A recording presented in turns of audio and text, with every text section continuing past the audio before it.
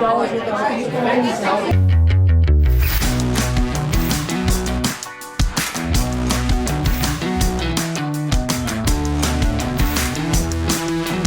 are seeing a smearing of the truth like never before. Can anything be trusted anymore? Before we get into this, I want to bring up our sponsor, Fathom the Good. Fathom the Good is a high school homeschooling curriculum designed to teach clear thinking grounded in the best of Western civilization. Children resist radicalization by learning to think along with the American founders and their predecessors in the Western moral and philosophical tradition. I have thoroughly been through this curriculum and support it 100%. If you are looking for high school curriculum for your kids, Fathom the Good can fill the requirement for American history, world history, and philosophy. And best of all, they can learn wisdom against the world. Go to fathomthegood.com and try out one of the sample courses. All right, I want to go directly to a clip from Chuck Schumer as he announces his support for Kamala Harris. Since President Biden's announcement, we've seen the Democratic Party swiftly coalesce behind Vice President Kamala Harris. When I spoke with her Sunday, she said she wanted the opportunity to win the nomination on her own and to do so from the grassroots up, not top down. Okay, so again here, this is the last thing that has happened. This is not what has happened. Kamala Harris was put in by a few power players in the Democrat Party who then went around, sold their case for Kamala to the delegates. When you have individuals like AOC and an organization like Black Lives Matter furious about the democratic process that has happened here with the Democrat Party, you have really pushed the envelope. Now, of course, Kamala Harris could be elected president. She may be chosen by the people to become president, but she was certainly not chosen by the people to be the nominee. And she has never built anything from the grassroots. If you go back and look at any of her history, she was put into place by others who had greater power. She had less than 1% support in the Democrat primary in 2020. She was perhaps their worst candidate. And now all of a sudden, she's amazing. She is incredible. It's also funny that last week, President Biden was the worst thing there was. Everybody was against him in the Democrat Party. And now all of a sudden, he has an incredible legacy. All of a sudden, all of the media turns and rallies around his legacy and around the nomination of Kamala Harris and around the possible nomination of Kamala Harris. It's disgusting. And by the way, this is on both sides, especially in TV media. I don't understand why people watch the news on television, whether it's on the left with CNN, ABC, NBC, CBS, MSNBC, etc., or if it's on the right with Fox News and others. It is so packaged. It is so commercial. It is so obviously an arm of propaganda. It messages to the lowest common denominator to try and rally support politically. And the media probably is the biggest problem with all of these lies. Nobody trusts the media anymore, and they shouldn't. You've got to pick and choose where you get your information from and be careful about it, regardless of which side of the aisle you're on. Even those that are nonpartisan or supposed to be nonpartisan. You had GovTrack, right, which keeps track of Congress in their votes and their the bills that they put forward, etc. They had Kamala Harris as the most liberal, and let's put down what we really mean by that, the most left-leaning senator in the Senate up until about a week ago, when they removed that and replaced it with a purple, putting her somewhere in the middle of the left and the right, making her look like she's a moderate. You can see here when you go to govtrack.us and you look up what's trending, Vice President Kamala Harris, and you scroll down and you see her ideological leadership chart now is shown as a purple triangle. That's somewhere in the middle. Anyone who has followed her knows that she is nowhere near the middle. She's a strong supporter of Black Lives Matter. She's a strong supporter of an open border. We're getting to that in a minute. And she's a strong supporter of woke ideology. And by the way, she's just a single example in everything that's going around her in the media right now. It's just a single example of what's happened in the last several months that that really just make our country look like a banana republic to the world. It's really very concerning. Immigration is another issue that comes up with Kamala Harris, and a perfect example of more lies. Not small lies, huge lies, erasing history, changing what used to be said. Front and center is Axios on immigration. Axios has moved further and further to the left over the last several years. They used to be a little bit more credible in what they said, but now you see what's going on here, and you see how can anybody believe what Axios says? This is what Axios is saying today, right? This is a tweet they just put out. The Trump campaign and Republicans have tagged Harris repeatedly with the border czar title, which she never actually had. Of course, they're trying to split hairs here. But what's hilarious is if you go back to a previous post of theirs from the first year of the Biden administration, here's what they say. Axios again. The number of unaccompanied minors crossing the border has reached crisis levels. Harris, appointed by Biden as border czar, they use the exact term, said she would be looking at the root causes that drive migration. As if we need to look at what the root causes are for migration to the United States. It's two things. It's poverty and an open border. That's what it is. Those two things drive people to migrate to the United States. That's not a thing that you need to go get a few PhDs in a room and figure out what's going on. I want to go back to the Biden speech from just a few days ago where he conceded and dropped out of the race for president. Here's what he said, quote, I decided the best way forward is to pass the torch to a new generation, end quote. Okay, so that's not giving the reason he's doing it. He's not doing it because he wants to give it to a new generation. That's a political statement, right? But he never addressed the question of his age with this, right? Instead, he says that it had become clear to him that, I quote, I need to unite my party and therefore, end quote, and therefore he's stepping aside, right? And he also says this, and this is going to be something that is pushed very hard by the Democrat campaign, right? And that is that he was putting our democracy over his own ambition. And this is what everybody says. They don't say what that means, but everybody knows what the implication of that is. That if you choose Trump, that you are not for democracy. You must be for tyranny. And that is what they're going to play everything on. If you choose Kamala, you're choosing democracy. Now let's unravel that just a little bit here. Let's go back all the way to when Trump was running in 2016. And how should a democracy run at that point, right? When we're talking about democracy, we're talking about participation from the citizens and the ability to vote, right? What did the Clinton campaign do at that time? Well, they came up with a Steele dossier. Remember the P dossier, Russiagate. The FBI knew about this, stayed silent, and that dossier was used to put a FISA wiretap on Trump's headquarters, campaign headquarters. Right? That is way worse than Watergate, stealing a few documents. Everybody knew it was a sham, and they did it anyway. Is that democracy? When the Clinton campaign was asked to provide all of their cell phones and their laptops, what did they do with them? They destroyed all of them. Is that for democracy? After Trump won, there was a constant cry to destroy Trump and his administration. Not just a little one, not just a party spat, but anything that could be done to destroy him, including, after he's out of office, lawfare. All of the trials that were put up and the indictments and the accusations to try and keep him away from the presidency. Is that democracy?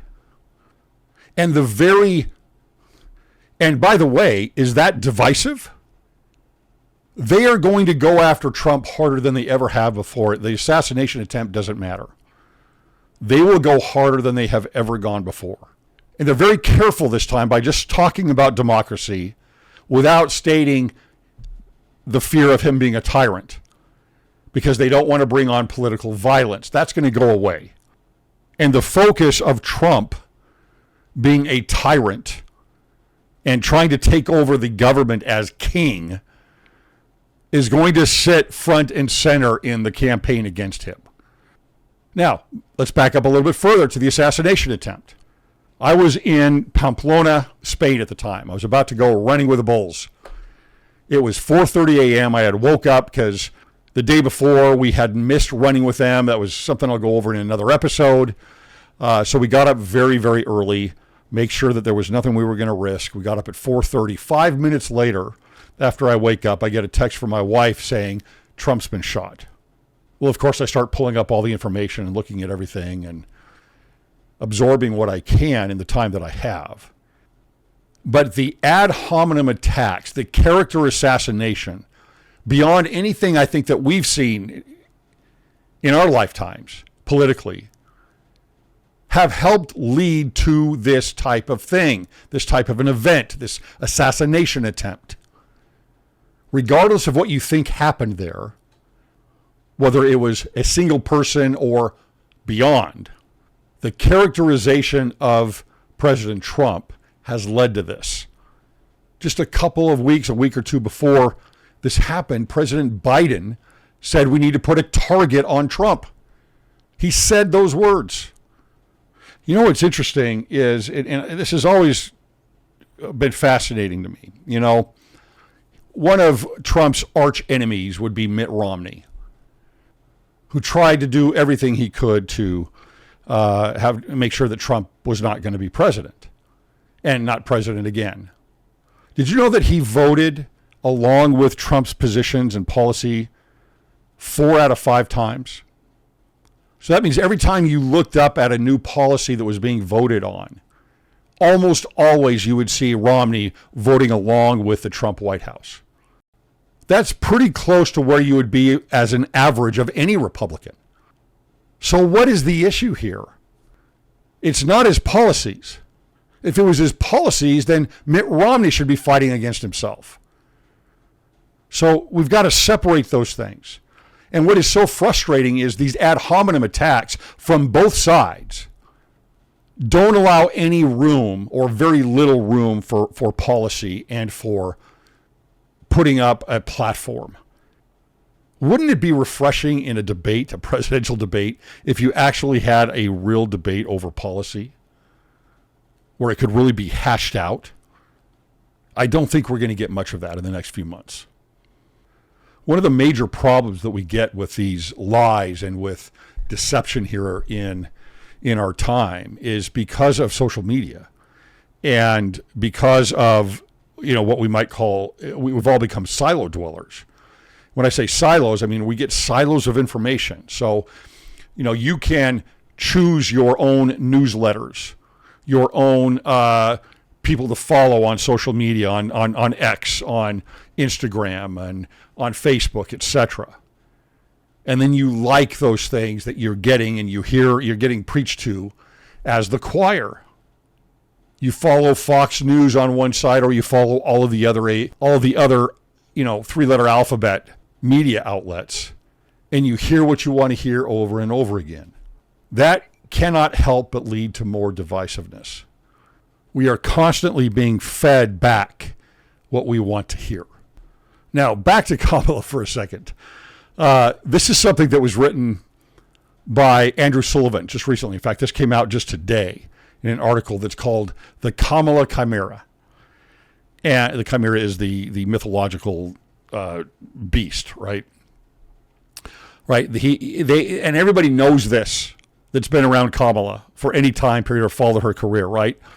He says the Dems' weakest and wokest candidate becomes the nominee. So this is going to be the effort of the Democrats, right? How do we show her as being strong? They've already really focused on her prosecution. I thought it was very interesting that they brought her out in very strong solidarity with Israel, even during the Palestinian protesting in D.C. I will say that was smart because she is a radical and they need to show her as being something else. And she is the wokest of any of the nominees, easily. Biden, has always been a blue-collar type of Democrat, a liberal in the classical sense. Kamala has always been woke. And so they're going to have to put a new narrative around her because she will not get the moderate votes. Now back to the assassination attempt in the Secret Service. Look at the information that we received from Director Cheadle, right? I mean, just absolute garbage, nothing.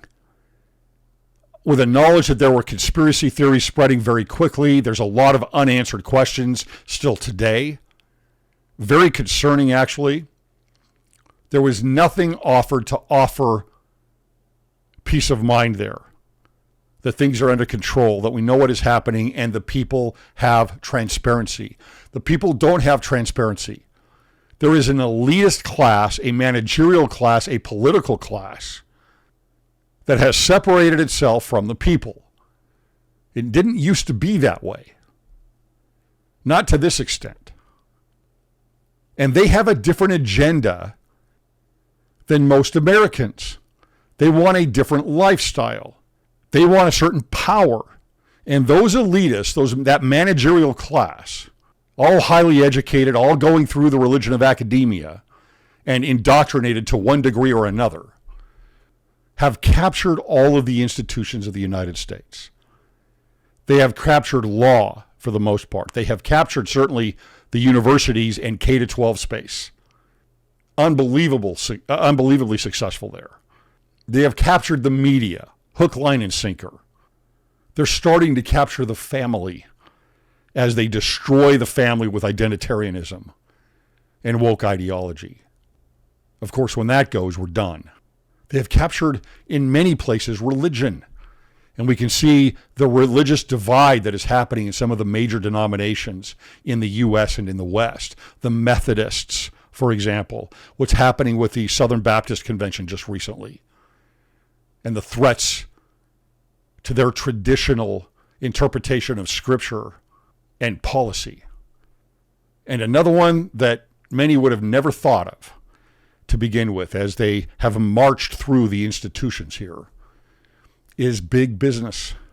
You go back and look at Occupy Wall Street, where there were still big businesses that were not on board with a woke agenda. And then everything changed.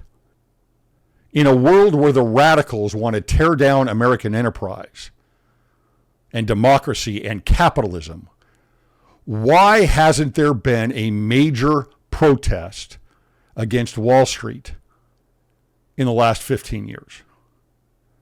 Because they captured them.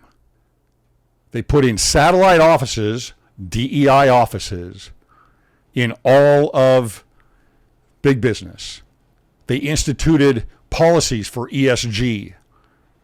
BlackRock and other major investment firms came on board with the woke agenda, helping to decide who would be CEO of a company and what direction they would take the company. So if you've got all of these institutions captured by the same virus, the same ideologies that are not from middle America and blue-collar America, and they run everything, how do you expect the people to have trust? And then you see everything that's happened here just in the last few months, the last few weeks. And we look like a banana republic with no transparency, no answers. And you have to ask yourself, I believe you have to ask yourself, have our institutions been captured to a point that creates a massive chasm between them and the people?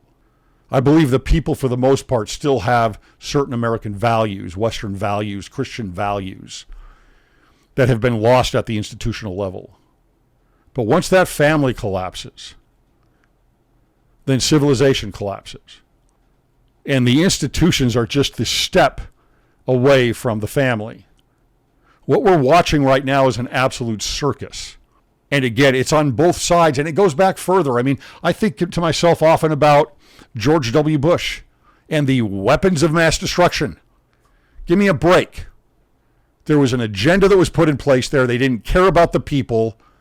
They didn't care about what the citizens would think. They lied. They lied so that a handful of powerful people could get what they wanted and set out an agenda that they thought for themselves and their morality would create a massive change. And by the way, that has nothing to do with the soldiers that were involved with those operations. I think it's crucial for us to be very aware of what is happening around us and not to fall into despair from the absolute BS that is being spread everywhere right now.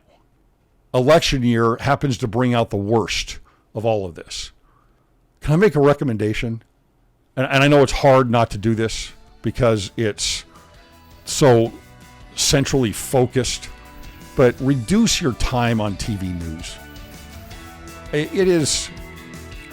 TV news is a sickness.